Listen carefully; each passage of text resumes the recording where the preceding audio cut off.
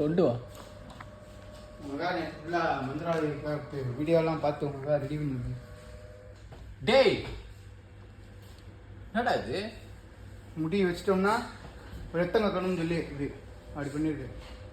முடி வச்சா செட் ஆகிடும். ப்ரொஃபஷனலாக பண்ணியிருக்கேன். 100% ப்ரொஃபஷனல். ஆமாம், அது ஆக்சுவலாக நான் அவரை பார்த்துக்கிட்டே பண்ணனால அந்த தொப்பெல்லாம் வந்திருக்கு. வேற ஒன்றும் இல்லை. அவர் சரவணனை பார்த்து பண்ணனால அந்த மாதிரி வந்துருச்சு. உங்களுக்கு தொப்பை இல்லையா? 6 பேக் அது கொஞ்சம் ஈபேக்ஸ் எதுவும் இல்லை. மந்திரங்கள்லாம் தெரியாது. பொம்மை பிடிச்சா இருக்கு. டேய் ஒன்றும் இல்லைடா.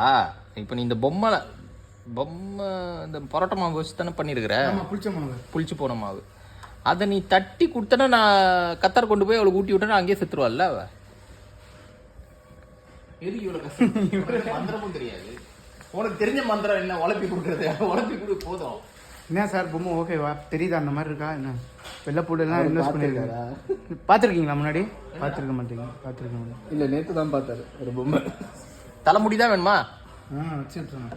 சரி ஓகே, தலைமுடி தான் வேணுமா? பொம்மையை ஃப்ரிட்ஜில் வச்சுருக்கேன். நீங்கள் வர வரைக்கும் கெட்டு போகாமல் இருக்கும். இப்போ எதுக்கு அங்கே கை வச்சுருக்கீங்க?